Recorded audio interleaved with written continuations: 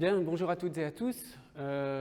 Alors, juste avant de commencer, un point pour vérifier si vous avez essayé d'aller sur le site internet, de récupérer le cours, ça marche. Normalement, vous avez pu retrouver le PowerPoint et puis l'enregistrement.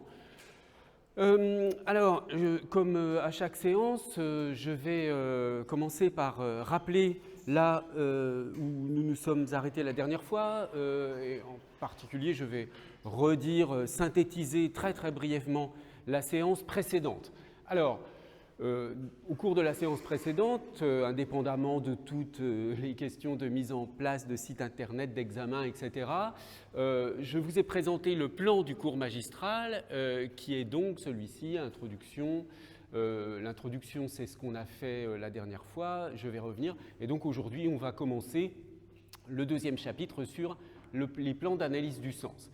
Alors, j'avais commencé par souligner le fait que la question de la signification, au fond, même si c'est une question typiquement linguistique, c'est-à-dire qui concerne le langage, et que cette question de la signification en linguistique, elle est prise en charge par une branche de la linguistique qu'on appelle la sémantique, l'étude du sens ou de la signification, eh bien, même s'il existe, si vous voulez, une espèce de sous-domaine spécialisé de la linguistique qui s'occupe du sens et qu'on appelle la sémantique, avant d'entrer, disons, dans cette technicité de la sémantique, dont on verra d'ailleurs qu'elle a qu'on peut en avoir des conceptions extrêmement variées, je souhaitais vous montrer que cette question générale du sens et de la linguistique a une dimension plus vaste et qu'elle peut concerner d'autres disciplines que les sciences du langage, la sémiotique, la philosophie, la pragmatique, etc. Alors, j'avais également dit un mot assez rapide, mais ça, je vous en parlerai plus longuement, enfin, vous en entendrez parler plus longuement plutôt en master, si vous approfondissez un peu vos études en linguistique en master, sur le lien entre linguistique théorique, linguistique descriptive, linguistique appliquée, tout simplement parce que le cours est intitulé Signification et théorie linguistique. Bon. Donc, qu'est-ce qu'on appelle exactement théorie linguistique ? Bon, voilà, c'est une façon de situer la linguistique théorique, c'est de l'opposer à la linguistique descriptive et à la linguistique appliquée. Mais j'ai ajouté que dans la perspective qui est la mienne et qui sera donc la mienne dans ce cours, la linguistique théorique est vue comme une sorte de linguistique généraliste qui établit des liens entre les descriptions strictement linguistiques, les descriptions à proprement parler linguistiques, et toutes sortes d'autres disciplines qui s'intéressent au langage, la psychologie, la philosophie, les études littéraires, etc. Et dans le cas particulier du cours de cette année, les disciplines qui vont être mobilisées autour de la linguistique, en plus de la linguistique, ce sera la psychologie, plus spécifiquement la psychologie cognitive, la sémiotique, les études littéraires et la philosophie. Donc, c'est tout à fait normal si à certains moments on parle de questions littéraires, de questions philosophiques, de questions qui relèvent de la théorie générale des signes, etc. C'est une certaine façon de faire de la linguistique, c'est ça précisément que j'appelle linguistique théorique, et pour ma part, je défends cette conception de la linguistique parce qu'elle s'oppose à une conception purement technique, techniciste, ingénieur du langage. C'est-à-dire les linguistes, dans certains cas, mais c'est absolument nécessaire, si vous voulez qu'on fasse des études techniques précises, vraiment très concrètes sur des langues particulières, mais la linguistique, ça n'est pas que cela. C'est aussi le lien entre ces descriptions techniques du langage ou des langues et d'autres disciplines. Parce que le langage, on peut jamais le réduire entièrement à quelque chose de purement technique. C'est pas comme, je sais pas, une voiture, c'est compliqué, mais c'est entièrement réductible d'un point de vue technique. Bon, un bâtiment, aussi subtil, ingénieux qu'il soit, il est réductible à des choses purement techniques. Une langue, jamais. c'est un phénomène humain, on ne peut pas le réduire à des choses techniques. Donc on essaie de l'appréhender par des moyens objectifs, techniques, etc. Mais ça n'est jamais totalement suffisant. Alors, j'étais aussi arrivé à cette idée qu'il y a un lien entre sens et compréhension. C'est assez difficile de savoir qu'est-ce que c'est que le sens, quelle est la nature du sens. Quand on parle de sens, de quoi on parle, qu'est-ce qu'on veut dire? Bon. Alors, intuitivement, on voit bien que les mots, c'est un son associé à un sens. Bon, je dis chaise, j'ai le son chaise, ou les lettres écrites, les graphèmes, comme on dit plus techniquement, chaise, et puis j'ai la signification, le sens du mot chaise. Bon. Donc, on a une espèce de toute façon d'intuition de ce que c'est que le sens, mais on a beaucoup de mal à le définir d'une façon plus technique. Alors, une des solutions, c'est de considérer que le sens est lié à la question de la compréhension. Donc, il y a du sens quand il y a quelque chose à comprendre. Donc, le sens, c'est ce que je comprends quand je comprends et ce que je ne comprends pas quand je ne comprends pas. Bon, alors, j'avais examiné aussi, pour approfondir un tout petit peu cette idée, les avantages de cette conception du sens comme étant liée à la compréhension. Donc, parmi les avantages, il y a cette idée que comprendre est un événement de la vie ordinaire des gens, qui est totalement, j'allais dire compréhensible, qui est naturel. On a l'habitude de comprendre des choses. Bon. Et quand on ne comprend pas, c'est une expérience existentielle tout à fait concrète. Bon, voilà. Donc, on n'est pas dans des grandes définitions philosophiques du sens, on est dans une caractérisation phénoménologique, je dirais, dans l'expérience de ce que c'est que la confrontation avec le sens ou l'absence de sens. Donc, par ailleurs, donc ça c'est le point de vue à la première personne, le point de vue de la personne qui comprend ou qui ne comprend pas, et ensuite il y a le point de vue, disons, plus objectif, comment est-ce qu'on peut mesurer la compréhension. Alors, mesurer la compréhension de quelque chose, c'est ce que font, je vous l'avais dit la semaine dernière, c'est ce que font les professeurs la plupart du temps. Quand ils font passer des examens, on essaie de voir si les gens ont compris ou pas certaines choses. Donc là, on peut, alors bon, bien sûr, les examens, ce ne sont pas des protocoles expérimentaux très très précis. On essaie de faire ce qu'on peut pour être aussi juste que possible, mais ça n'est pas aussi précis que des protocoles expérimentaux de la psychologie cognitive, par exemple. Mais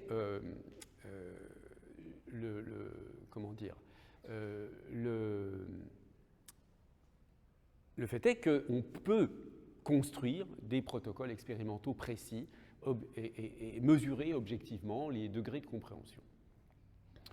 Bon, enfin, la notion de compréhension présente aussi l'avantage d'intégrer des dimensions qui ne sont pas seulement intellectuelles de la compréhension, mais dimensions aussi un peu sensibles, mais ça j'y reviendrai plus tard. Et enfin, et ça c'est un point qui va nous servir de point de repère tout au long du cours, ou tout au moins pendant une large partie de ce cours, c'est que c'est la non-compréhension qui va être un guide. C'est-à-dire que quand on comprend, on ne se rend pas compte qu'on comprend d'une certaine façon. Vous voyez ? Alors que quand on ne comprend pas, il y a vraiment quelque chose qui se passe de bizarre, qui nous met mal à l'aise, etc.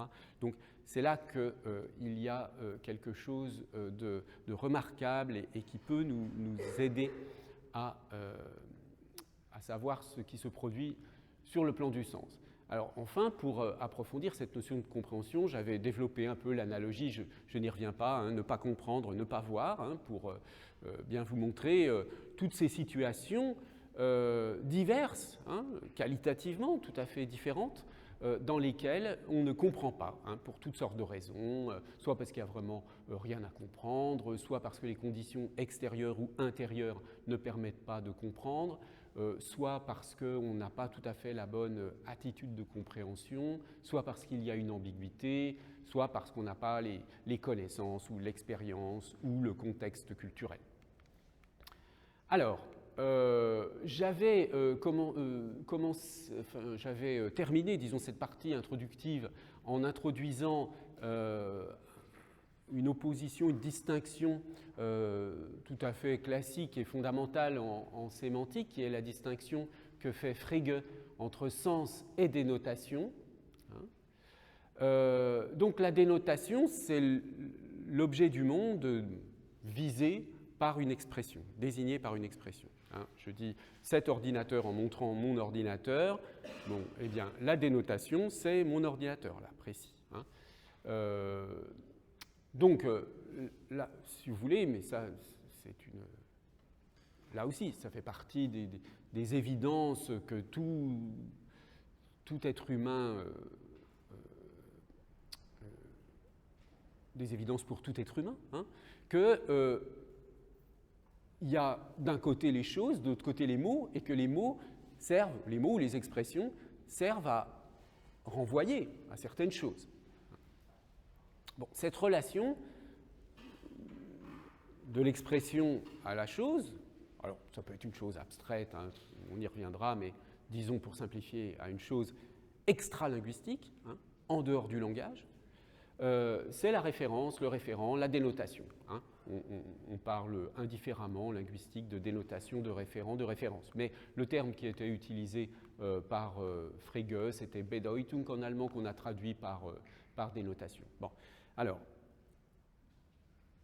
il y a donc une différence, c'est tellement évident, entre le mot et la chose. Pour reprendre un aphorisme célèbre, le mot chien ne mord pas. C'est le chien, l'être, la dénotation du mot chien qui peut mordre, mais pas le mot. Alors, pour approfondir cette idée, j'avais pris cet exemple de Spider-Man et Peter Parker qui ont la même dénotation, puisque c'est la même personne, simplement elle est habillée d'une façon différente.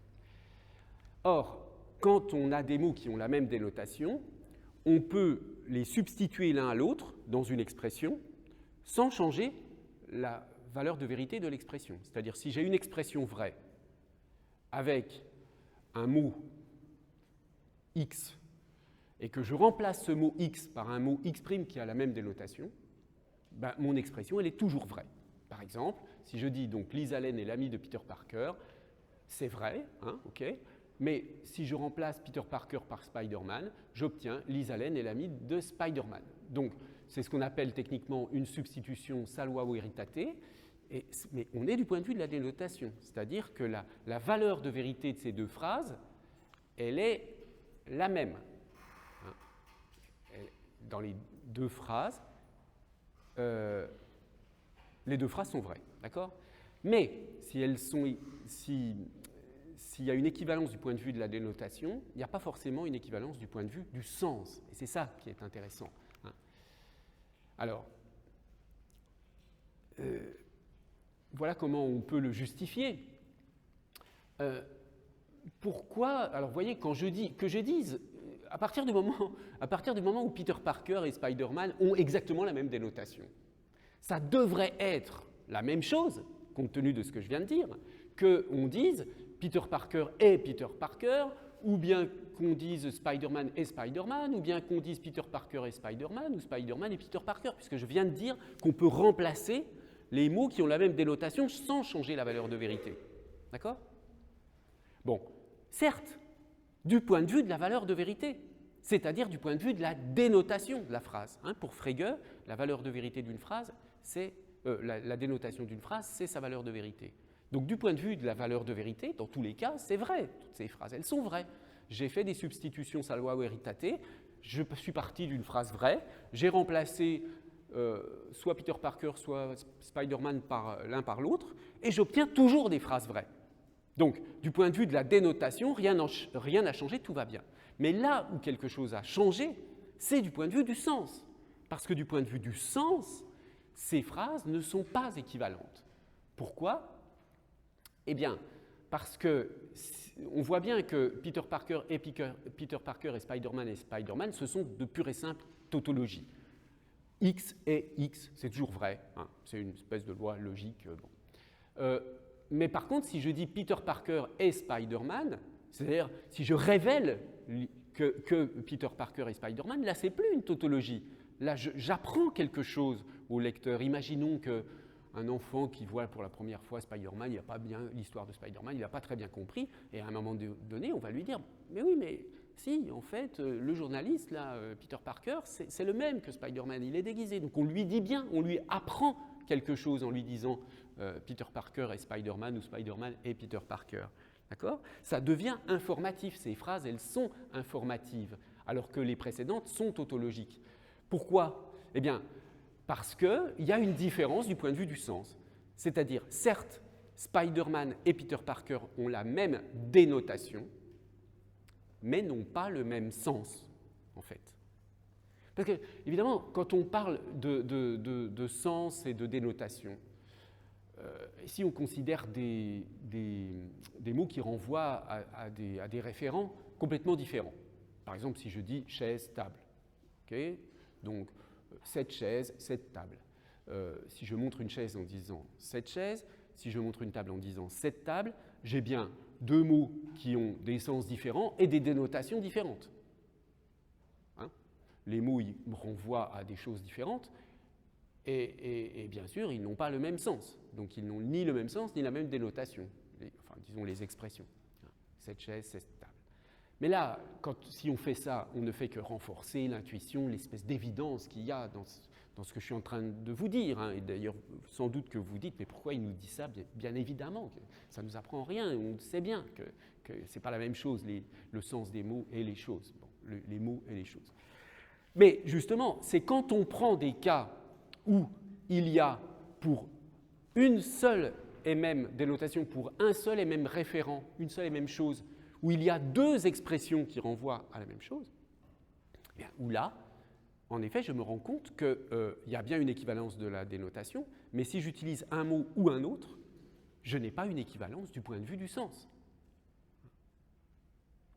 Et c'est ça qui est important. Et ça, d'ailleurs, c'est quelque chose qui est tellement important qu'on n'y songe pas, mais dans le discours politique, par exemple, dans le discours médiatique, etc., c'est une chose très importante. Les mêmes personnes, par exemple, je ne sais pas, je prends un exemple bête, hein, mais dans les prisons américaines, la majorité on pourrait dire, si je veux référer aux gens qui sont dans les prisons américaines, d'accord ?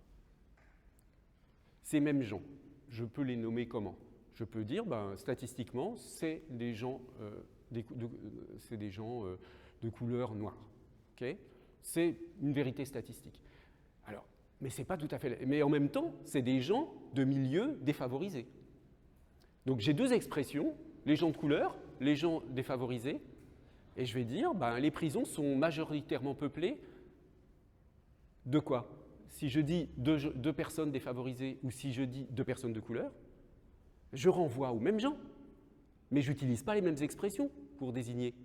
Par conséquent, la portée de mon énoncé, et ce n'est pas du tout la même chose, hein, de prétendre dans un discours ou dans un discours politique ou médiatique, ah oui, les prisons sont majoritairement peuplées de personnes de couleur. Évidemment qu'il y a une connotation politique de quelqu'un qui affirme ça, il va dire mais c'est juste une vérité statistique. On peut lui répondre, oui d'accord, c'est une vérité statistique, mais la même vérité statistique, je peux la formuler en disant la majorité des gens dans les prisons sont des gens venant de milieux défavorisés. Bon, donc on voit bien qu'il y a une portée dans la différence entre le sens de chacune des expressions qui n'a rien à voir, hein, alors que je parle exactement des mêmes personnes, mais je les nomme différemment.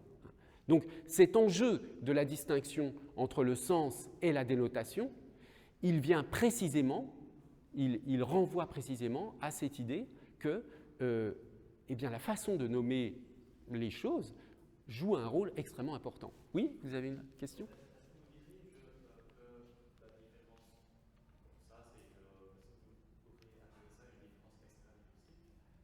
Ah non, justement. Alors oui, c'est une différence qui a des conséquences extralinguistiques, ça c'est sûr, mais la différence au départ, c'est juste une différence de sens.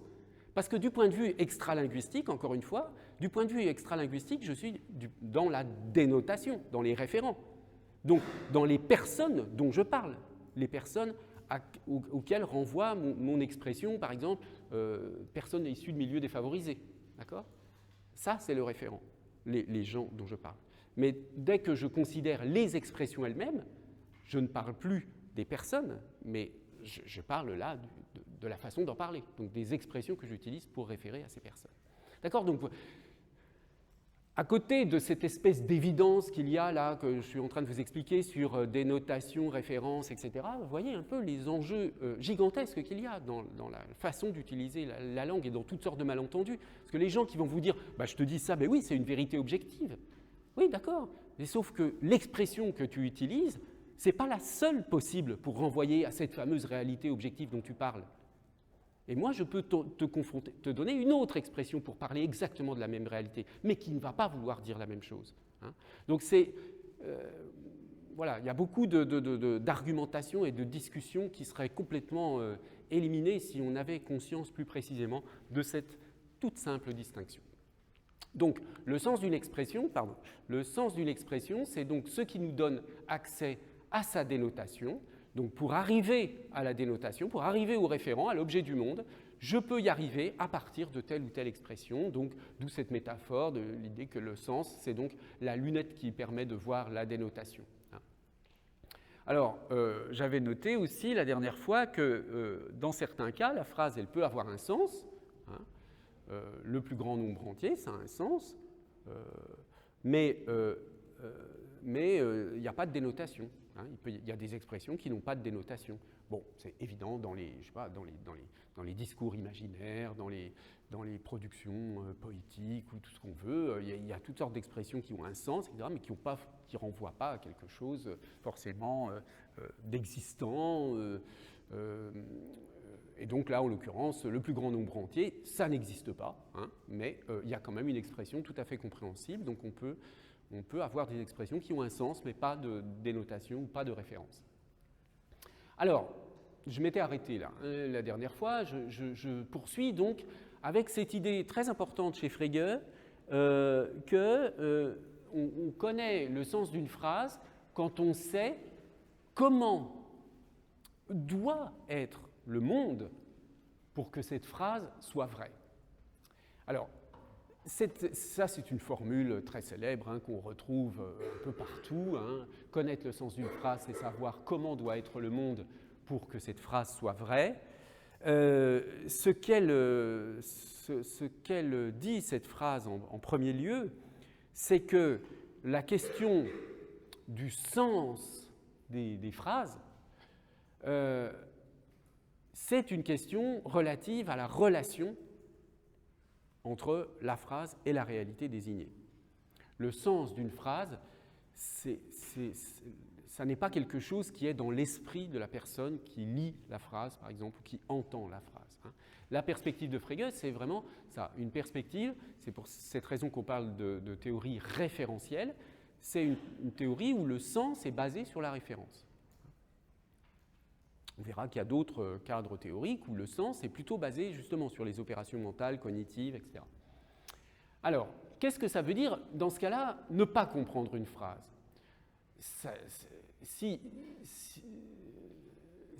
Quand on dit comprendre une phrase ou connaître le sens d'une phrase, c'est savoir comment doit être le monde pour que cette phrase soit vraie, c'est-à-dire une façon un tout petit peu plus technique de le dire, c'est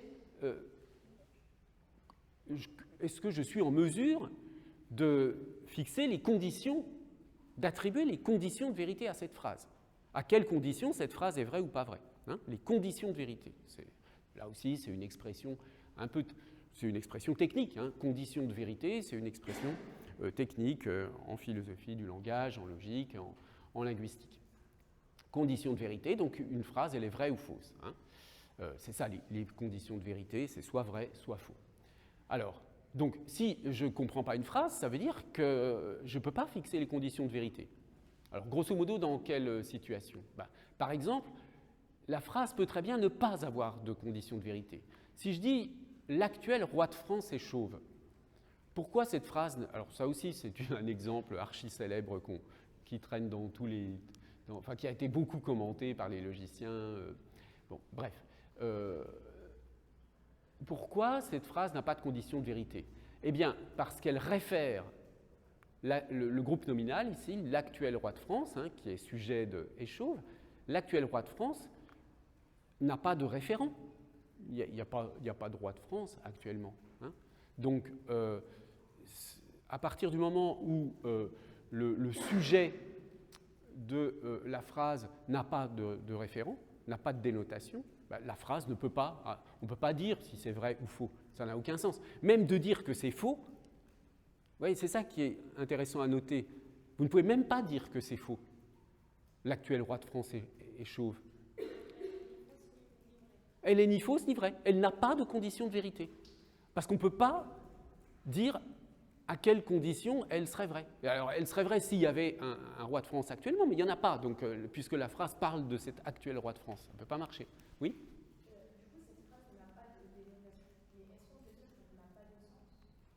Alors, non, elle a un sens, mais elle n'a pas de dénotation, du coup. Hein.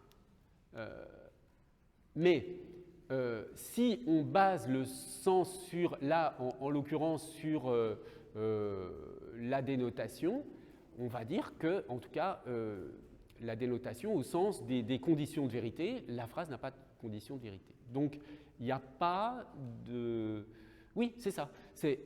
Le fait que l'actuel roi de France n'ait pas de dénotation, n'ait pas de référent, fait que la phrase elle-même n'a pas de dénotation. Et comme la dénotation de la phrase, c'est les conditions de vérité, la dénotation d'une phrase, c'est être capable de dire si elle est vraie ou fausse. Eh bien, dans ce cas-là, on ne peut pas le dire. Bon. Il y a une autre situation où, en fait, là, on sait qu'il n'y a pas de condition de vérité. Mais dans certains cas, on peut se dire il y a peut-être des conditions de vérité, mais je ne suis pas capable de le dire, en fait. Mais quelqu'un d'autre pourrait. Là, vous voyez, l'actuel roi de France est chauve, ce n'est pas une question d'avis. C'est pas, vous savez que personne ne peut dire si c'est vrai ou faux. Hein. Par contre, si vous comparez ces deux phrases, 3 patients ont été traités par ostéotomie transpédiculaire pour une kyphose post-vertébroplastie. Et puis, vous comparez ça à 3 patients ont été traités par cryotomie rétroangulaire pour une gyrectosie sévère. Est-ce que l'une ou l'autre de ces phrases a des conditions de vérité? Vous pouvez vous dire, bon, ça parle de patience, c'est du discours médical technique. Donc oui,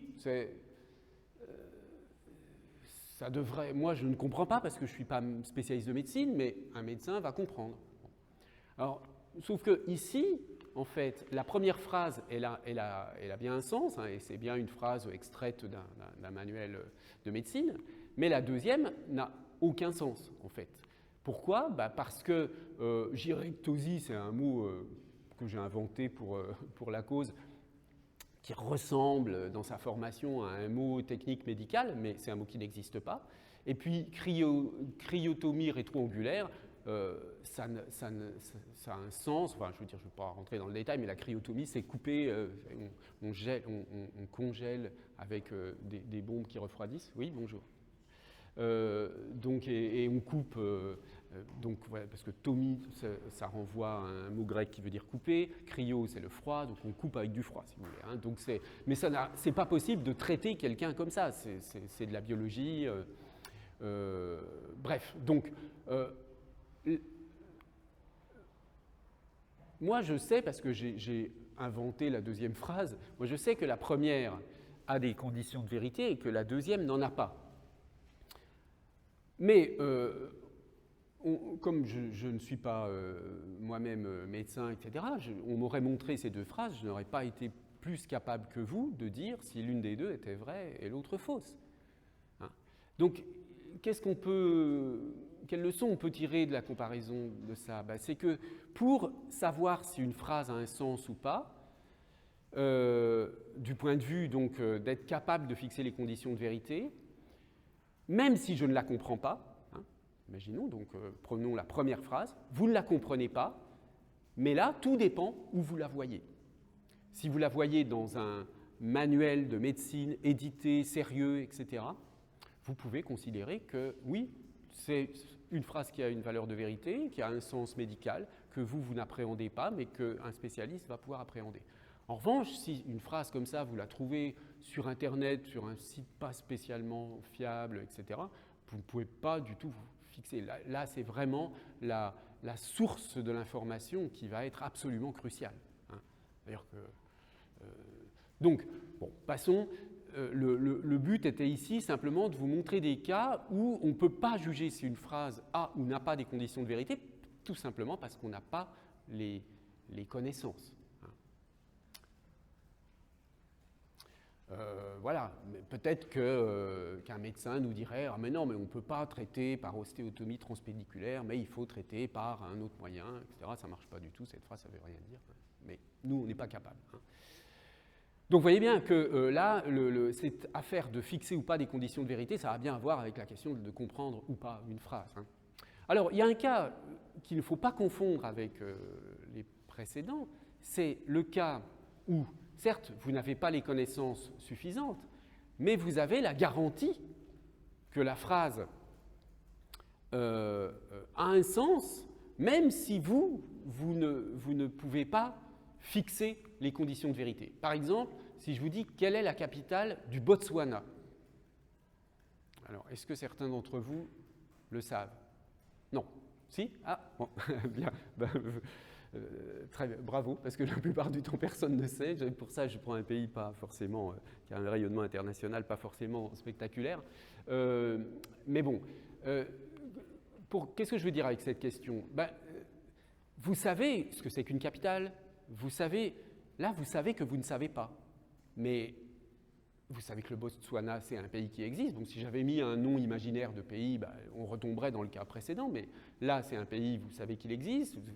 Vous ne savez pas la capitale, mais vous connaissez la capitale de plein d'autres villes. Donc, vous ne pouvez pas dire à quelles conditions la valeur de vérité est vraie, parce que la phrase, là, c'est une phrase interrogative. Hein, mais si on imagine les réponses possibles, si quelqu'un vous dit telle ville est la capitale du Botswana, vous allez lui dire peut-être, je ne sais pas. Mais en tout cas, vous savez que cette phrase peut avoir.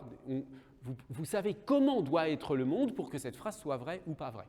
Donc la bonne réponse, c'est Gaborone. Hein. Et si je dis en effet la capitale du Botswana est Gaborone, eh bien, je dis quelque chose de vrai. Mais si vous n'avez pas les connaissances géographiques, vous n'êtes pas capable de déterminer si la phrase est vraie ou fausse. Vous n'êtes pas capable de donner la dénotation de la phrase, c'est-à-dire de dire si elle est vraie ou fausse. Hein. Mais par contre, vous savez comment doit être le monde pour qu'elle soit vraie. Vous savez qu'il faut que, pour que ce soit vrai, que Gaborone soit effectivement la capitale au sens économique du terme du pays. Alors, donc, ce qu'on va examiner maintenant, c'est donc la compréhension ou la non-compréhension à différents niveaux. Hein. D'abord, au niveau des mots lexicaux, hein, donc c'est ce qu'on appelle la sémantique lexicale. Donc là, on va s'intéresser à la question, je vais vous expliquer plus tard ce que ça signifie, de la dénomination. On va s'interroger d'une manière plus précise sur ce que c'est qu'un mot lexical. Hein. On verra qu'il y a des mots monolexicaux et d'autres polylexicaux.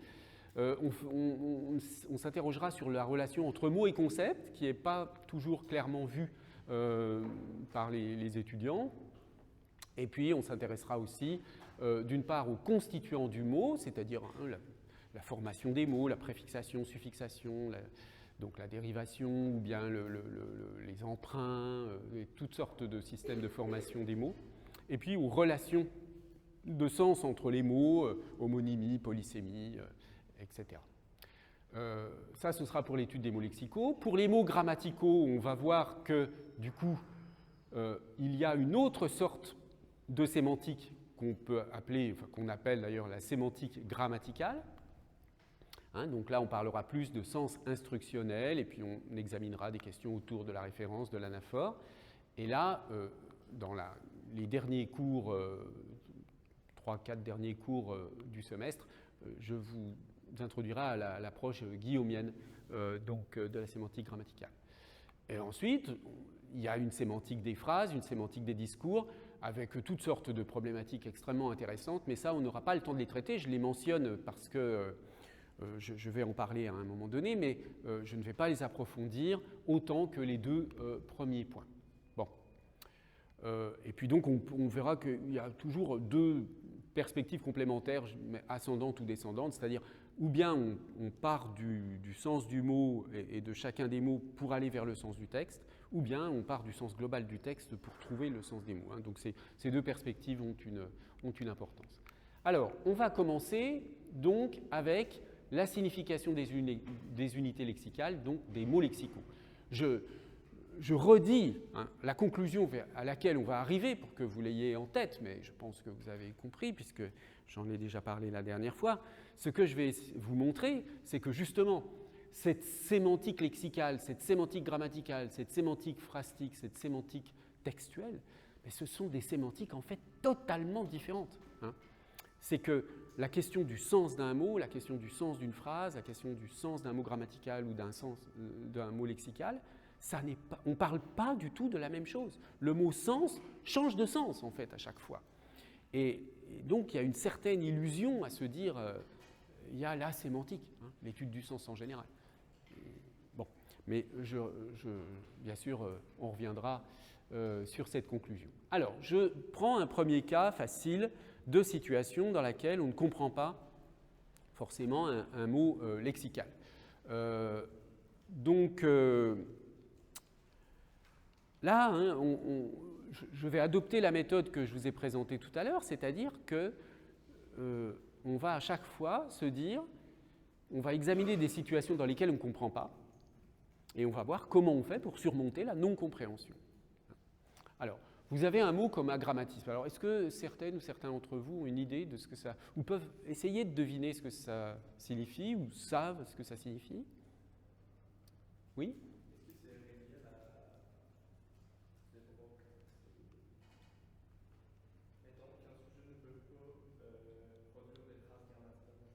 Oui, tout à fait, c'est ça. Et en plus, c'est lié à la phasie de Broca, très bien. Mais alors, si vous ne savez pas ça, parce que ça, c'est un savoir technique, qu'est-ce que vous pouvez deviner? Vous pouvez peut-être reconnaître dans agrammatisme qu'il y a grammaire, donc ça, grammaire, ça évoque la grammaire. Donc, on se dit qu'il y a quelque chose à voir avec la grammaire. Et puis, il y a le A privatif, le A qu'on a dans, par exemple, normal, anormal.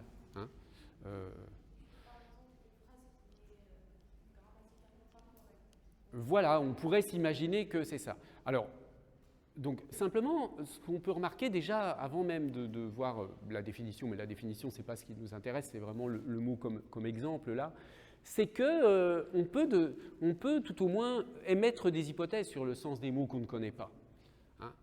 Et souvent, d'ailleurs, quand on lit un texte, à l'aide du contexte et à l'aide d'éléments sur la formation du mot, on devine le sens du mot. Alors parfois on se trompe, mais souvent on ne se trompe pas. Donc c'est pour cette raison que ça va être intéressant de regarder comment sont formés les mots, justement, pour essayer de voir quels sont les mécanismes de compréhension qui peuvent s'appuyer sur la formation des mots. Alors, je vous donne la définition qui est dans cet ouvrage Dictionnaire des sciences du langage, qui est un ouvrage dirigé par un des professeurs de la Sorbonne, Franck Neveu, que vous avez peut-être déjà eu en cours, je ne sais pas, mais je vous le recommande. C'est un livre très, très bien fait, très fiable et qui couvre toutes sortes de domaines des sciences du langage. D'ailleurs, donc toutes sortes de notions dont je vais vous parler, vous pourrez retrouver des définitions dans ce dictionnaire. Il est en bibliothèque, bien évidemment. Alors, on ne va pas entrer dans le détail, mais vous voyez, c'est un trouble du langage qui se manifeste par donc, une déstructuration de la syntaxe.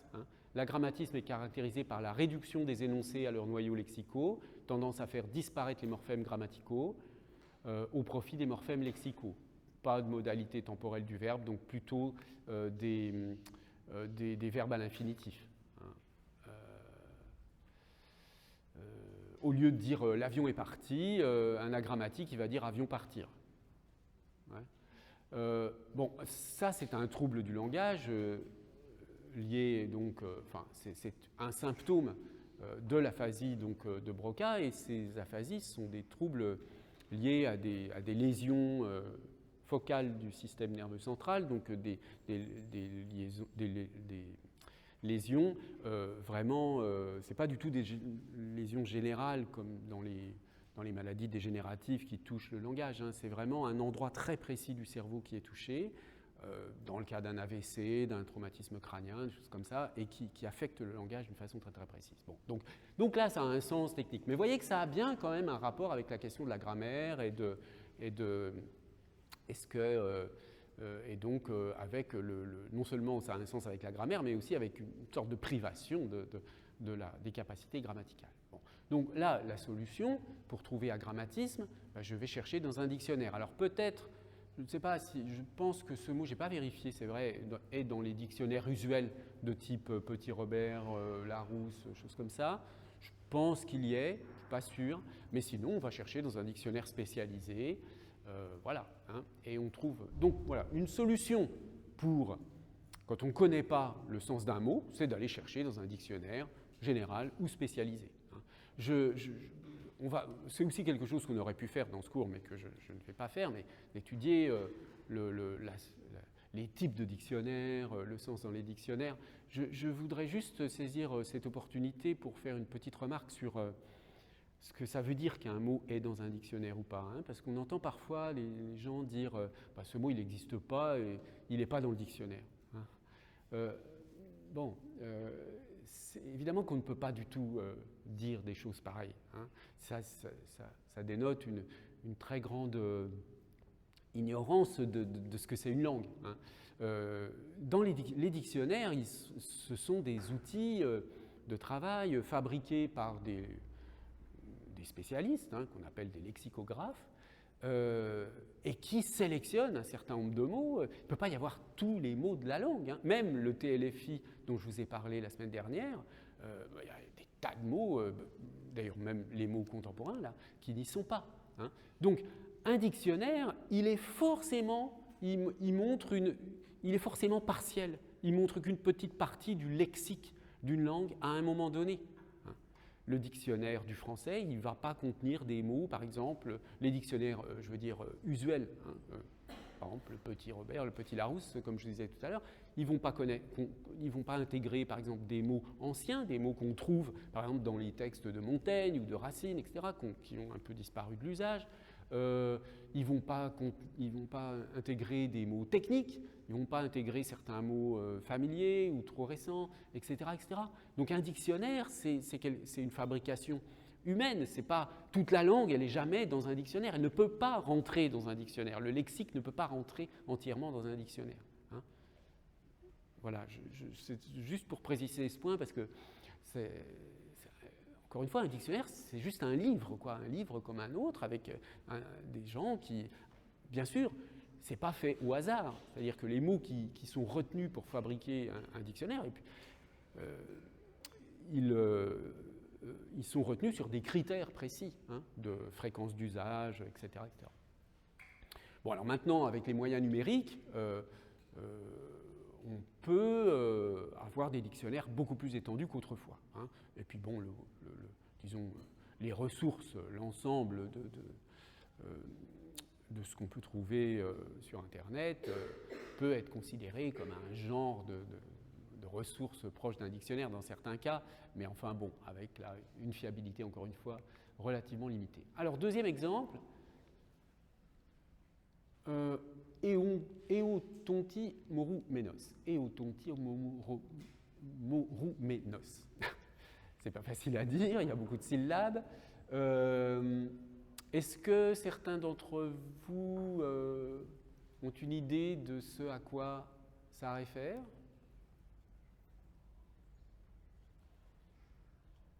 Est-ce qu'on peut dire quelque chose de ce mot par rapport au précédent, agrammatisme ? Alors, soit vous avez un peu des connaissances du grec et vous reconnaissez que c'est un mot grec, donc déjà on est très embêté, on peut beaucoup plus difficilement que dans le cas précédent essayer de deviner le sens du mot. Mais pour des raisons culturelles, disons, vous pourriez avoir pourriez savoir à quoi ça renvoie? Non, ça vous dit rien? Alors, c'est en fait un poème de Baudelaire hein, qui a ce nom. Hein, c'est ça, on trouve par exemple sur Wikipédia. Poème de la partie splinée idéale des fleurs du mal de Baudelaire, le titre grec qui signifie littéralement bourreau de soi-même, hein, le bourreau de soi-même. Et en fait, non seulement c'est un poème de Baudelaire, mais c'est le titre d'un poème de Baudelaire, mais ça reprend une pièce d'un auteur latin, Terence. Bon, après, il y a des détails sur la mise en musique, ça, c'est pas très important pour nous. Voilà, c'est ça, le poème de Baudelaire, Léouton Timorouménos.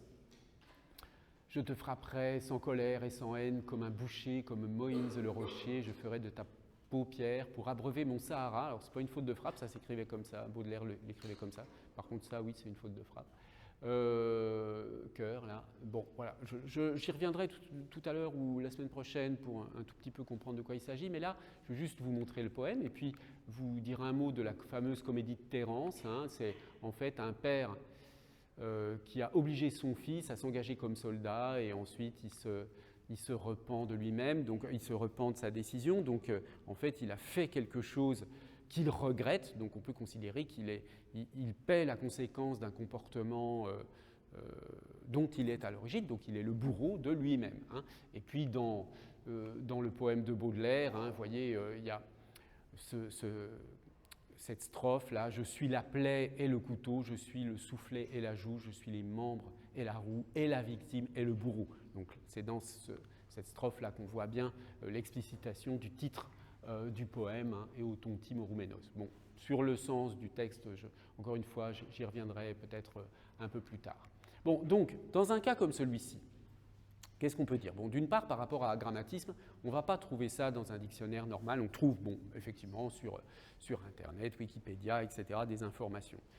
Simplement, si vous vous arrêtez à l'article Wikipédia, vous dites « Ah oui, Éoton Timorouménos, c'est un poème de Baudelaire. » Très bien. Vous pouvez juste savoir que c'est un poème de Baudelaire. Mais si vous ne savez pas, si vous ne connaissez pas le texte de ce poème, à quoi ça vous sert de savoir Éoton Timorouménos? C'est juste un mot qui veut rien dire. Enfin, je veux dire, qui veut rien dire. C'est pas qui veut rien dire, mais qui veut dire bourreau de soi-même. Je l'ai dit tout à l'heure. Mais en fait, vous voyez bien que ce mot, comme c'est un nom propre, il renvoie à un texte précis. Avoir cette connaissance que ce mot est le titre d'un poème de Baudelaire, c'est une chose. Mais comprenez bien que si vous n'avez pas une connaissance de ce texte, c'est une connaissance extrêmement pauvre d'une certaine façon. C'est juste savoir un peu la coquille de la réalité, mais vous n'avez pas la réalité de ce à quoi ça réfère. Bon. Donc là, non seulement dans la connaissance du mot, il y a quelque chose qu'on ne peut pas du tout deviner comme tout à l'heure avec agrammatisme, mais il y a aussi toute une dimension, disons, de connaissances culturelles, là en l'occurrence sur la littérature, principalement française, mais voire grecque. Troisième exemple, bon, un exemple un peu limite, mais je le donne quand même, c'est donc quelque chose que j'ai trouvé comme un peu par hasard sur Internet, voilà, une femme qui dit « Papa, maman, je vous entends souvent dire que vous êtes fiers de vos enfants. » Et voilà, ce qui m'intéresse, c'est qu'elle dit « Je ne comprends pas ce mot. » Alors, qu'est-ce que ça veut dire qu'elle ne comprend pas ce mot? Bien sûr, elle est française, elle sait ce que ça veut dire, fier. Hein. Ma fille, par exemple, je la trouve fabuleuse, j'aime ce qu'elle fait, j'aime ce qu'elle est et ce vers quoi elle tend. Mais dans le mot de fierté, il y a quelque chose qui m'échappe. J'aime le Nutella, la mer, la lune, ma fille, mais je ne suis pas fier du Nutella, pas fier de la mer, pas fier de la lune, pas fier de ma fille, parce que je n'y suis pour rien dans le miracle de la mer, ni dans celui de ma fille. Admiratif, subjugué, bouleversé, oui, mais pas fier. Donc, quelle est l'idée ici? C'est qu'il y a une espèce de désaccord là, que manifeste cette réaction sur le sens d'un mot, d'un adjectif ici, enfin non, c'est d'un nom, fierté, ou de l'adjectif fier. C'est vrai qu'en français, on dit souvent ça. Hein, je suis fier de ma fille, de mon fils, etc. Bon. Ça pose de problème à personne. Mais là, vous voyez que cette personne-là, elle réagit parce qu'elle attribue un sens spécifique à fier. Elle refuse du coup qu'on l'utilise dans le sens fier de mes enfants. Bon. Alors, donc elle ne comprend pas, c'est pas qu'elle ne comprend pas le mot, c'est pas comme tout à l'heure, eu ton timoroumenos, je ne comprends pas ce que ça veut dire parce que je ne connais pas. Là, c'est plutôt un désaccord sur l'emploi d'un mot. Hein. Alors, on verra plus tard que, évidemment, ce qui est sous-jacent à ce désaccord, c'est la polysémie. C'est-à-dire c'est qu'un mot, il a plusieurs sens. Hein. Et là, si vous voulez, tout ce petit discours, il renvoie à, là aussi, il renvoie à quelque chose comme une sorte de méconnaissance de propriété fondamentale des langues, c'est-à-dire que les mots sont polysémiques et ont plusieurs sens, et c'est tout le temps comme ça, et on verra un peu pourquoi, mais ce n'est pas un problème spécialement. Hein. Donc là, on est dans une situation où on n'est pas franchement, même si la personne dit « je ne comprends pas », donc elle utilise le vocabulaire de la compréhension, de la non-compréhension, cette non-compréhension n'est pas tout à fait du même ordre. Là, il s'agit simplement d'un désaccord sur l'emploi d'un mot dans un certain contexte. Alors, dernier exemple, la pince Bécrot. Vous voyez, bon, il y a quelqu'un qui est en train de réparer une voiture, il a besoin d'un outil. Passe-moi la pince Bécrot. Alors, qu'est-ce que c'est qu'une pince Bécrot? Est-ce que vous savez? Est-ce que parmi vous, certains savent ce que c'est qu'une pince Bécrot? Alors, la pince Bécrot, c'est un de ces outils. Je ne vous ai pas montré encore lequel, mais c'est un de ces outils. Hein, là-dedans, on voit bien qu'il y a des choses qui sont des pinces, et d'autres qui n'en sont pas. Regardons une définition, puisque tout à l'heure, on a vu qu'avec agrammatisme, ça marchait. Alors, la pince Bécrot est un outil à main. C'est une pince qui permet de saisir ou de maintenir des objets de tailles différentes. Elle est munie d'une articulation réglable qui permet d'agrandir l'écartement des mâchoires, en Bretagne, parfois dénommée sauterelle, probablement en raison de sa forme. Voilà la définition de pince Bécrot. Je n'ai pas noté la source, je ne me souviens plus où je l'ai prise. Alors, est-ce que ça vous permet de dire où elle est, la pince Bécrot? Vous diriez quoi à partir de cette définition?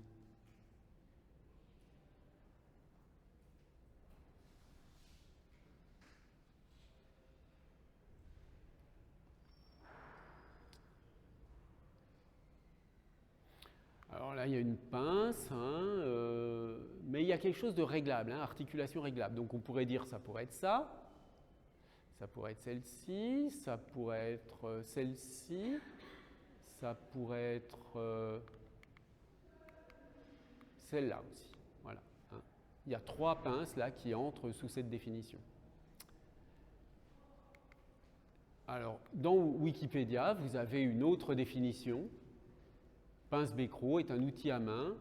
C'est une pince qui permet de saisir ou de maintenir des objets de tailles différentes. Elle est munie d'une articulation réglable, etc. Bon, donc, ça ne nous apprend pas tellement plus de choses et ça ne nous permet pas de trancher. Alors, soit ces 3 objets s'appellent tous les 3 pinces Bécrot, soit, vous voyez, ces deux-là sont du même type et celle-là est d'un type différent.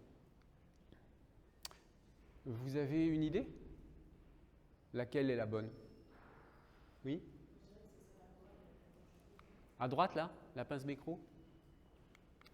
Non. C'est celle-là, la pince Bécrot. Hein. Alors, donc, c'était celle qui est ici. Pourquoi je vous montre cet exemple? Eh bien, tout simplement parce que, vous voyez qu'ici, le recours à une définition n'est pas d'une très grande utilité. En réalité, là, ce qui est plus pratique, c'est tout de suite de montrer une image. Dans certains cas, pour expliciter le sens d'un mot, c'est beaucoup plus rapide et beaucoup plus simple de montrer une image. On ne peut pas toujours, mais il y a des cas où ça marche comme ça. Dernière situation, j'oubliais, oui, parce qu'il y a une dernière, c'est la question soulevée par un mot comme populisme. J'aurais pu prendre d'autres, hein, mais bon. Là, j'ai pris un petit exemple dans une revue grand public, hein, Géo. Vous voyez, on pose la question, vous voyez, ça a été publié là en juillet de cette année. Qu'est-ce que le populisme? Concept notoirement flou et applicable à une grande partie de la classe politique. Le terme populisme est complexe à définir. Bon. Ce que je veux simplement vous montrer avec cet exemple, c'est qu'il y a des mots comme populisme, mais aussi comme fascisme, comme totalitarisme, etc., comme beaucoup de notions comme ça politiques sont un peu dans cette situation. Des mots dont le sens est très instable. Et on passe son temps à se poser la question, qu'est-ce qu'on veut dire exactement par là? Et alors, depuis 2017, chaque année, je regarde sur Internet ce qu'on dit en gros du populisme. Alors vous voyez, il y avait en 2017 93 000 résultats, 155 000 en 2018, 228 000 en 2019, et là ça baisse, 180 000 en 2020, ça remonte un petit peu 2021, presque 200 000, ça rebaisse en 2022, et à ma grande surprise, cette année, là j'ai regardé le 26 septembre, 300 résultats. Ouais. 142 000, on passe à 300. Très curieux, hein, tout d'un coup, on ne s'intéresse plus au populisme. Et puis j'ai regardé ce matin, juste avant en relisant le cours, et je me suis rendu compte qu'aujourd'hui, c'est 1040 résultats. Ça a plus que triplé en quelques jours. Pourquoi? À cause des résultats des élections en Slovaquie. Hein, parce qu'il y a justement quelqu'un qui est populiste, tout au moins dans un certain sens, qui a été élu, donc quelqu'un proche des partis dits populistes, comme on a en Hongrie par exemple, etc. Bon, je ne veux pas entrer dans un débat politique, évidemment. Simplement, ce que je veux dire par là, c'est qu'on utilise avec une grande fréquence, donc on utilise très fréquemment des mots comme populisme, dont le sens est totalement indéterminé et variable selon les personnels politiques, les personnes politiques qui l'utilisent. Certains partis politiques se revendiquent d'être populistes et disent « je suis proche du peuple, je suis populiste ». Et d'autres le considèrent comme une insulte. D'être populiste, c'est une façon de discréditer un parti politique. Donc, vous voyez, il y a une instabilité incroyable du sens de ce mot, mais très curieusement, ça ne l'empêche pas d'être très fréquemment employé. Ça, c'est quand même étrange. Hein, on emploie beaucoup des mots dont le sens est extrêmement variable. Et ça, encore une fois, cette instabilité sémantique nous renvoie à la question de la polysémie. Alors, quel bilan on peut faire de cette première exploration? Eh bien, on a vu que dans certains cas, la non-compréhension peut être surmontée par un dictionnaire, hein, par le recours à un dictionnaire. Dans certains cas, si le dictionnaire ne suffira pas, il faut la maîtrise de facteurs contextuels ou culturels. De toute façon, le mot là, Eotontimouroumenos, vous ne pouvez pas le trouver dans un dictionnaire du type Petit Robert, puisqu'il n'y a pas les noms propres, hein, ou alors il faut aller dans le Robert des noms propres, peut-être qu'on le trouverait. Dans certains cas, on l'a vu avec Fier de ma fille, la non-compréhension porte sur l'usage d'un mot en discours. Et puis, on a vu également avec l'affaire de la pince Becquerot que dans certains cas, une image est au fond plus parlante qu'une définition. Et enfin, avec populisme, on a vu que les difficultés de compréhension d'un mot peuvent provenir de sa richesse polysémique. Alors, on va maintenant, ensuite, donc parler de la signification des unités grammaticales. Mais comme je vous l'avais dit la semaine dernière, on va faire une petite pause d'une dizaine de minutes avant de passer à cette autre partie du cours. Donc on se retrouve dans 10 minutes. Bien, alors, je reprends et donc nous nous intéressons maintenant à la signification des unités grammaticales ou des mots grammaticaux. Alors, je vais y revenir plus tard, mais juste pour poser simplement les choses, je rappelle la distinction entre mots lexicaux, mots grammaticaux, ou simplement j'indique là ce que j'entends par mots grammaticaux. je précise bien que ce n'est pas une liste exhaustive. Donc par opposition à ce qu'on appelle les mots lexicaux, nom, verbe, adjectif, certains adverbes, donc en particulier les adverbes en ment, du type rapidement, lentement, etc., les mots grammaticaux sont principalement les déterminants, donc article, le, un, etc., les déterminants possessifs, les déterminants démonstratifs, les déterminants numéraux, 1, 2, 3, dans des emplois quand ils précèdent des noms, un ordinateur, deux ordinateurs, etc. Et puis les déterminants indéfinis du type plusieurs, certains, dans des constructions comme certains étudiants, plusieurs étudiants, etc. Ensuite, on a les pronoms, pronoms personnels, je, tu, il, etc., démonstratifs, possessifs, indéfinis, relatifs, passons, les prépositions et les conjonctions. Donc voilà, pour fixer les idées. Maintenant, ce qui nous intéresse, c'est est-ce qu'on peut trouver des situations dans lesquelles on ne comprendrait pas ce type de mots. Je veux dire, on a parlé tout à l'heure des mots lexicaux et on a vu des situations dans lesquelles on ne comprend pas un mot lexical. Et puis on voit comment on fait pour comprendre le mot lexical. Là, est-ce qu'il y a des situations dans lesquelles on ne comprendrait pas ce type de mot? Alors attention, je me situe uniquement dans le cas particulier de quelqu'un, d'une langue maîtrisée, d'un francophone natif, par exemple, sur le français. Je n'entre pas du tout. Bien sûr, il peut y avoir des situations dans des cas d'apprentissage d'une langue étrangère, mais je ne veux pas du tout parler de cela pour ici.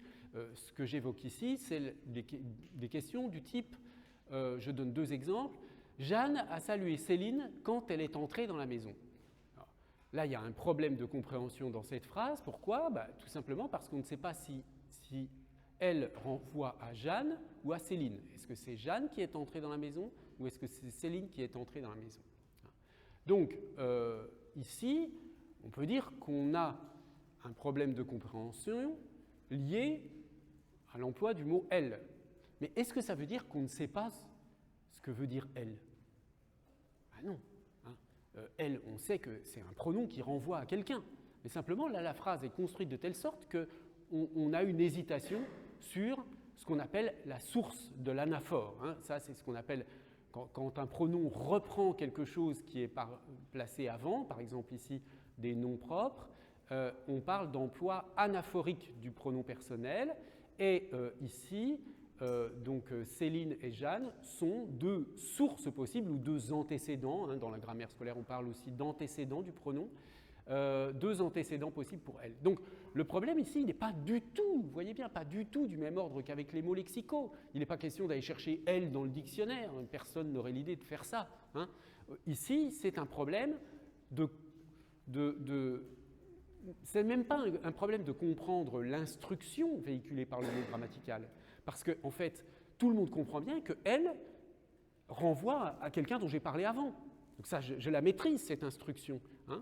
C'est ça qu'on appelle le sens instructionnel. Quel est le sens de « elle » ? Elle, c'est « va chercher le groupe nominal antérieur et elle renvoie à ce groupe nominal. » D'accord ? Là, je la comprends, l'instruction, simplement, je ne peux pas l'appliquer. En fait, c'est juste un problème d'application d'une instruction.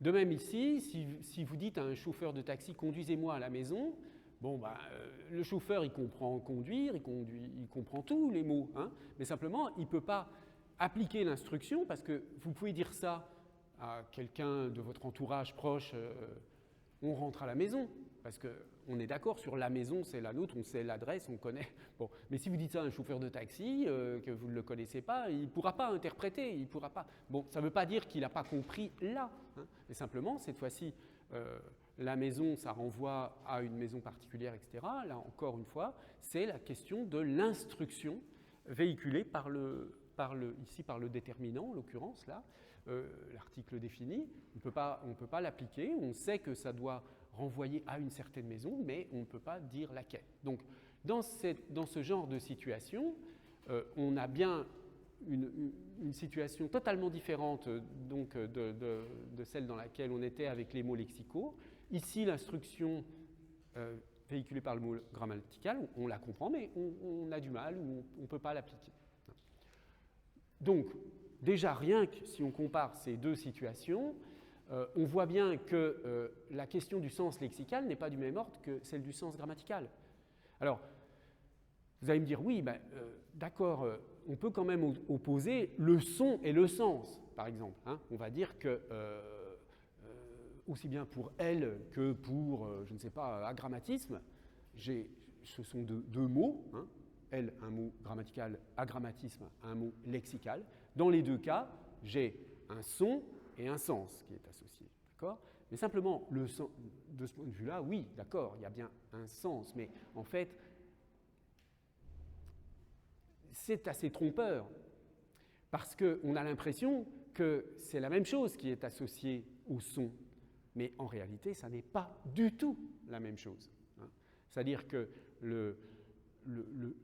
j'emploie le même mot sens pour le mot grammatical et pour le mot lexical, mais le fait que je constate ce que je viens de vous montrer, sans faire beaucoup d'efforts, hein, que pour surmonter la non-compréhension d'un mot grammatical, j'emploie des moyens qui n'ont rien à voir avec ceux que j'emploie pour surmonter l'incompréhension d'un mot lexical, hein, le fait que je ne procède pas du tout de la même façon, prouve que le mode de compréhension, donc le sens, n'est pas de la même nature. J'ai affaire à des choses qui n'ont rien à voir l'une avec l'autre. Hein. Bon. La question du sens grammatical, on pourrait dire qu'elle est beaucoup plus métalinguistique, parce que qu'est-ce que je veux dire par là ? C'est très difficile de dire quel est le sens du mot « le » dans, par exemple, l'article « le ». Hein, le chat dort sur le tapis. Quel est le sens de « le » ? Il a bien un sens, hein, cet article. Mais pour pouvoir décrire ce sens, là, il faut être linguiste, il faut faire de la grammaire, c'est compliqué. On parlera d'ailleurs, peut-être rapidement, mais d'un livre de Gustave Guillaume entièrement consacré à ça, la question de l'article et sa solution dans la langue française. Il faut des livres entiers pour expliquer le sens du mot « le », pour expliquer pourquoi le mot « le », je peux l'utiliser aussi bien pour parler d'une chose extrêmement précise. Oui, c'est indéterminant, mais je peux utiliser le même mot « le » pour dire le chien aboie en parlant de mon chien, mais j'utilise exactement le même mot « le » pour dire le chien aboie au sens de l'aboiement, c'est le cri du chien, comme je pourrais dire le chat miaule, etc. Le chien en général aboie. Donc comment se fait-il que le même mot « le » puisse à la fois désigner un chien très particulier ou un chien en général? Le même mot.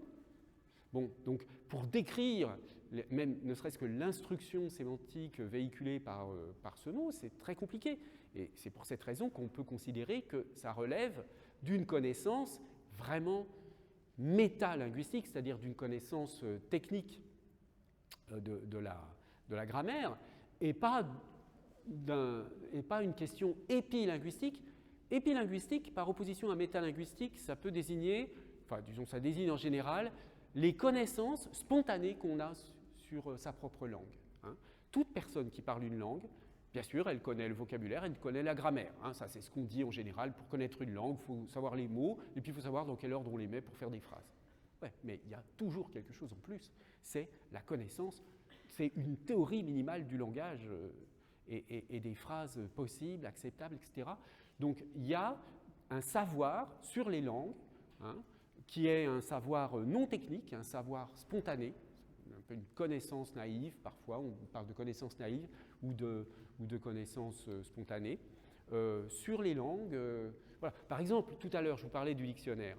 Le fait de penser que les dictionnaires contiennent tous les mots d'une langue. Ben ça, c'est une théorie spontanée que beaucoup de gens ont, qui est fausse en l'occurrence, mais il y a parfois des théories spontanées qui sont justes. Hein. Le fait d'avoir l'intuition que le sens des mots, ce n'est pas pareil que la dénotation. Hein, la différence entre le sens du mot et la chose désignée par le mot. Bon, ben ça, c'est une intuition juste qui est partagée par tout le monde. Ça fait partie du savoir épilinguistique. Hein. Donc, les connaissances épilinguistiques, ce sont les connaissances spontanées qu'on a sur le langage. Pour vous donner un autre exemple que j'aime bien, c'est un bon article d'une de mes collègues qui travaillait sur la question de l'argumentation. Et elle a étudié sur un corpus des gens qui disent c'est pas un argument. Dans toutes sortes de... Je ne sais plus quel corpus elle a utilisé, mais elle a utilisé un corpus où il y avait pas mal d'occurrences de l'expression « c'est pas un argument ». Et en fait, elle en a tiré une connaissance spontanée de ce que les gens, qui ne sont pas des linguistes du tout, les gens, ils ont une théorie de l'argumentation. Ils pensent qu'il y a des types d'arguments qui n'entrent pas dans la catégorie des arguments valables et d'autres qui entrent dans la catégorie des arguments valables. Et on peut, comme ça, reconstituer la théorie naïve de l'argumentation partagée par un certain nombre, ou les théories de l'argumentation partagées par des locuteurs non linguistes. Donc, il y a toutes sortes de théories spontanées sur le langage. Parce que le langage, c'est très important dans la vie humaine, et donc les gens élaborent des théories. Et ça relève non pas de métalinguistique, où là, c'est la connaissance vraiment technique du linguiste ou du grammairien, et donc l'épilinguistique, en ce sens-là, s'oppose comme une connaissance spontanée ou naïve au métalinguistique qui renvoie à la connaissance savante. Alors, ces deux choses, là, je simplifie beaucoup, ça s'articule de manière complexe, mais bon. Donc, la question du sens grammatical, décrire le sens grammatical, c'est vraiment un problème métalinguistique. Décrire, dire qu'est-ce que c'est que signifie, je ne sais pas moi, agrammatisme, ça si on a là c'est une connaissance un peu technique, mais si on prend des mots plus usuels, c'est tout à fait appréhendable d'un point de vue épilinguistique. Bon. Une petite remarque, je vous ai parlé juste des mots grammaticaux, mais ce qui est grammatical aussi, ce qui est une connaissance grammaticale, c'est aussi la syntaxe, la structure. Par exemple, vous prenez 3 mots, il, règle et montre. Avec ces 3 mots, vous fabriquez « il montre la règle » ou « il règle la montre ». C'est les 3 mêmes mots, mais simplement, la construction fait que ça change complètement le sens. Et le sens, le changement de sens, bon, bien sûr, il est dans les mots parce que les mots sont polysémiques, et « montre », ça peut désigner une montre qui donne l'heure, ou bien une forme du verbe « montrer », etc. Donc, cette ambiguïté, elle joue sur la disons, pas cette ambiguïté, mais cette différence de signification, elle joue sur la polysémie des mots, sur le fait que les mots ont plusieurs sens possibles, mais elle joue aussi sur, bien sûr, la syntaxe. Si je dis Pierre aime Marie ou Marie aime Pierre, je ne dis pas tout à fait du tout la même chose. Tant mieux si les deux sont vrais, mais il y a beaucoup de situations dans lesquelles il y en a un qui est vrai et pas l'autre. Alors, ensuite, dans le cas du sens lexical, donc, on a vu qu'il y avait plusieurs cas distingués, je ne vais pas y revenir, mais bon, en gros, soit on ne comprend pas le mot lui-même, alors soit parce qu'on a vu avec agrammatisme, c'était un langage technique, mais dans certains cas, ça peut être parce qu'on a affaire à une langue étrangère et qu'on ne maîtrise qu'une partie minuscule du lexique. Donc, petit à petit, on apprend, mais là aussi, on va recourir à un dictionnaire, mais cette fois-ci, à un dictionnaire bilingue. Il peut y avoir aussi des problèmes de jargon social, des argots, des mots on ne comprend pas du tout. Par exemple, moi j'ai beaucoup de mal à comprendre les textes des chansons de rap français. Souvent je réécoute, mais même en lisant les textes, je ne comprends rien dans certains cas. Donc voilà, il y a beaucoup de choses qui m'échappent parce que je n'ai pas la maîtrise du langage de l'argot des cités. Et là, il y a 2 situations. Soit donc c'est un problème de communication, soit la maîtrise du mot permet d'élargir ses connaissances. Donc, je veux dire que le fait de savoir, je ne sais pas moi, de connaître le fonctionnement du verlan et d'être capable de comprendre des mots de l'argot, ça ne vous apprend rien sur la chose désignée par le mot. Mais en fait, quand vous augmentez votre stock lexical, quand on apprend des mots nouveaux qu'on ne maîtrisait pas avant, on enrichit son stock lexical. C'est-à-dire ce qui est dans votre mémoire à long terme s'augmente. Le nombre de mots disponibles que vous avez augmente. Et en fait, ça, ce sont des vraies connaissances.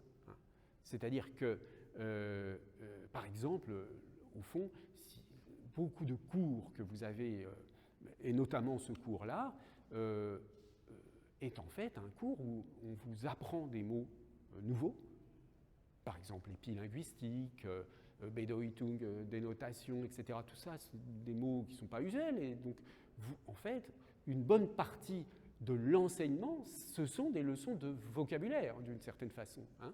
Vous apprenez des mots et le sens des mots. Mais maîtriser le sens des mots, du coup, là, ce n'est pas juste un problème sémantique. Il faut aussi comprendre comment les choses s'articulent ensemble, etc., etc. Donc là, la connaissance du sens des mots est liée à une connaissance de la réalité. Bon, donc, effectivement, on peut dire qu'une part de l'enseignement, toute matière confondue, c'est une leçon de vocabulaire. Bon, il y avait la situation, je passe dans laquelle le mot, on ne comprend pas parce qu'il y a un problème de contexte, ou bien l'emploi est problématique, l'emploi du mot est problématique. Bon, en tout cas, on voit bien que avec une simple observation du genre, celle que j'ai faite aujourd'hui, que la sémantique grammaticale est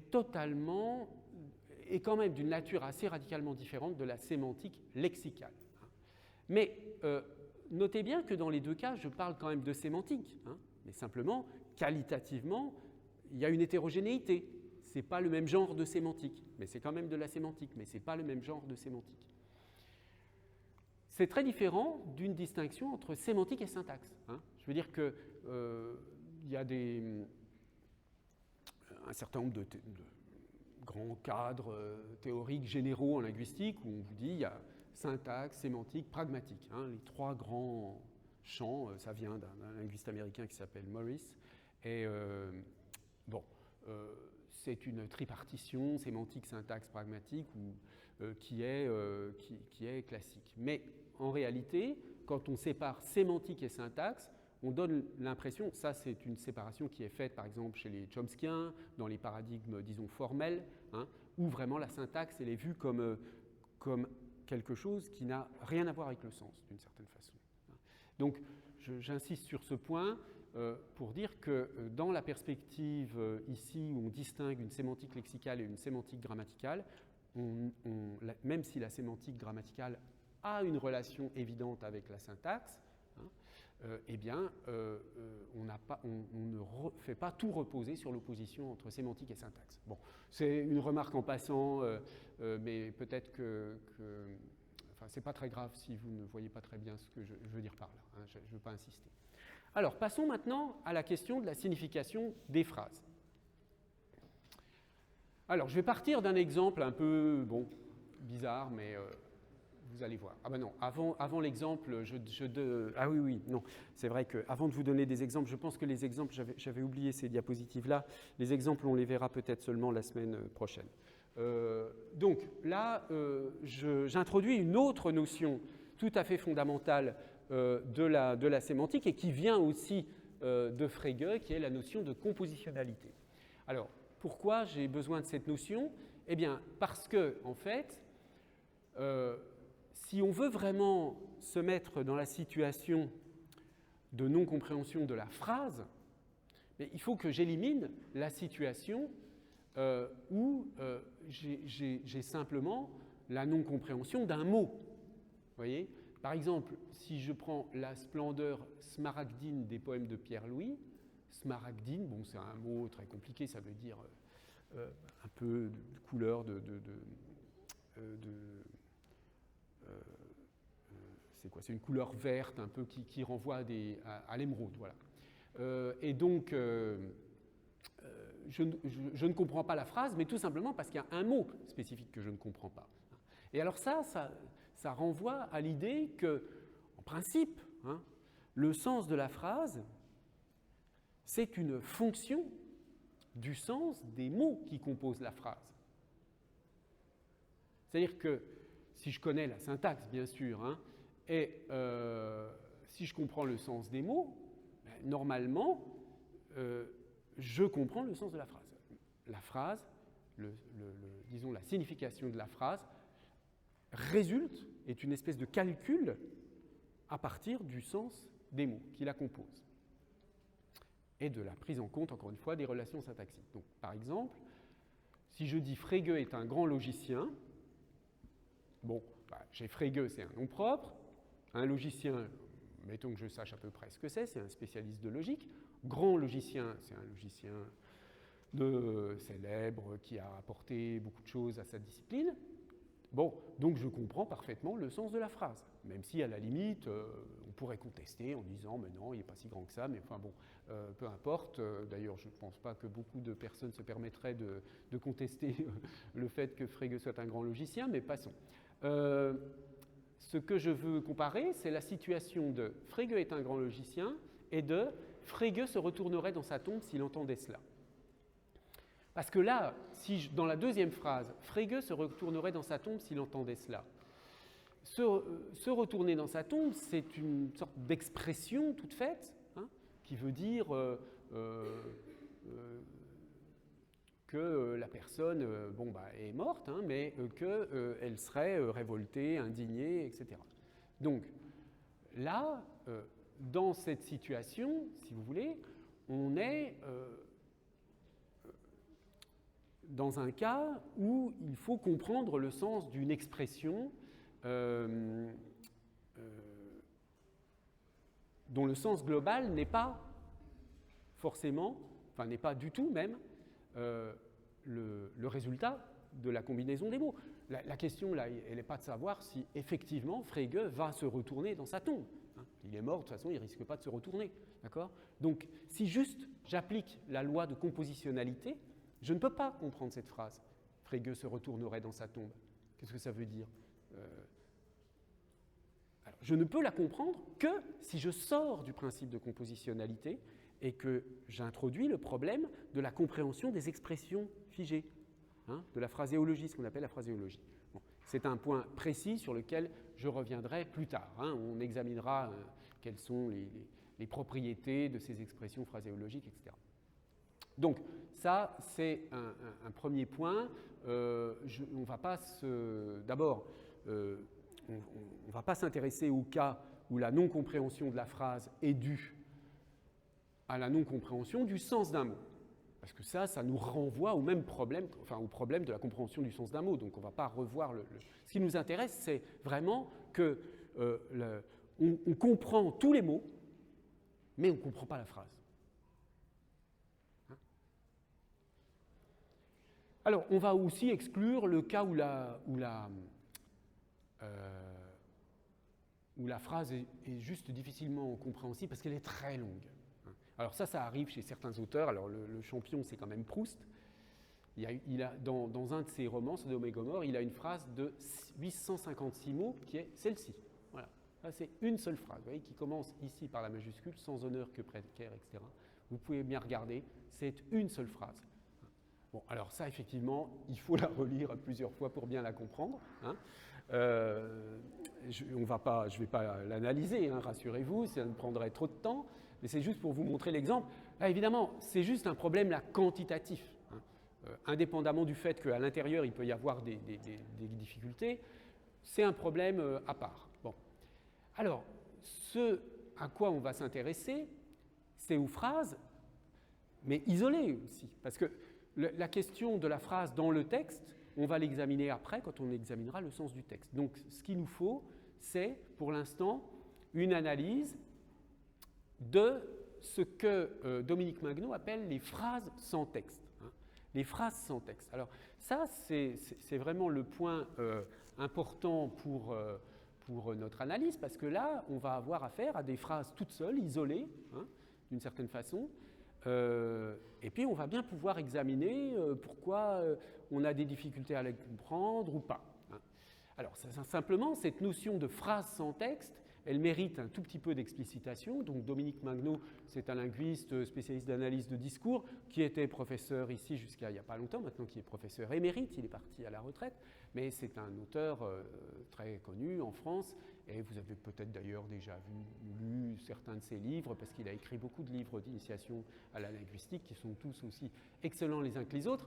Et donc là, je me sers d'un livre relativement récent, je n'ai pas mis la date, mais vous voyez, bon, relativement récent, ça date peut-être d'une dizaine d'années quand même, les phrases sans texte. Et donc, qu'est-ce qu'il entend par phrase sans texte? Ben, c'est voilà, des sentences, slogans, proverbes, petites phrases, formules, maximes, etc. Et cela le conduit à distinguer deux types d'énonciation. Deux types d'énonciation, deux types de façon d'utiliser les phrases. L'énonciation, l'énoncé, c'est le fait d'utiliser une phrase dans un certain contexte. Bon. Deux sortes d'énonciation, l'énonciation aphorisante et l'énonciation textualisante. L'énonciation textualisante, elle produit des textes qui peuvent être oraux ou écrits, mais disons l'énonciation textualisante, il y a un texte complet, et l'énonciation aphorisante, c'est une phrase sans texte. Et là, il y a deux possibilités, soit c'est une phrase détachée par nature, soit c'est une phrase détachée d'un texte. Alors, détachée par nature, ce sera par exemple un proverbe. Si je dis chat échaudé craint l'eau froide, vous savez, c'est un proverbe français, j'explicite le sens peut-être pour les étudiants et étudiantes étrangères qui ne connaîtraient pas ce proverbe. Alors, chat échaudé craint l'eau froide, ça veut dire qu'un chat sur lequel on a jeté de l'eau chaude, et du coup, ça lui a provoqué une expérience très désagréable, eh bien, même l'eau froide, qui normalement ne lui pose pas trop de problèmes, eh bien, il la craint. Donc, on utilise ce proverbe dans des situations où on a eu une expérience désagréable et on se méfie de tout ce qui ressemble à cette expérience désagréable qu'on a eue. D'accord ? Bon, ça c'est vraiment une phrase détachée par nature. Proverbe, par exemple. Et puis il y a les phrases détachées d'un texte où, par exemple, dans les... Alors là c'est typique, encore une fois, dans le discours politique, un homme politique va avoir fait tout un discours et puis on va prendre une phrase qu'on va utiliser comme titre de presse, ou on va lui reprocher d'avoir dit cette phrase. Et là, on détache une phrase d'un texte. Et la phrase, après, elle circule. On se préoccupe très rarement de remettre la phrase dans son contexte. Bon.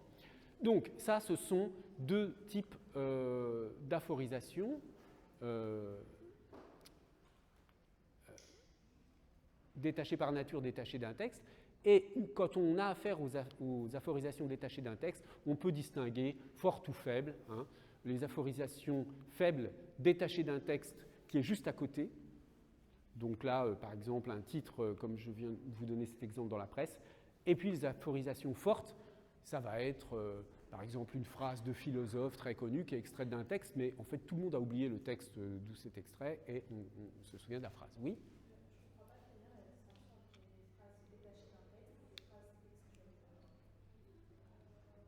Parce que dans la phrase dans l'énonciation textualisante, la phrase, elle n'est que dans un texte. Elle n'est pas détachée.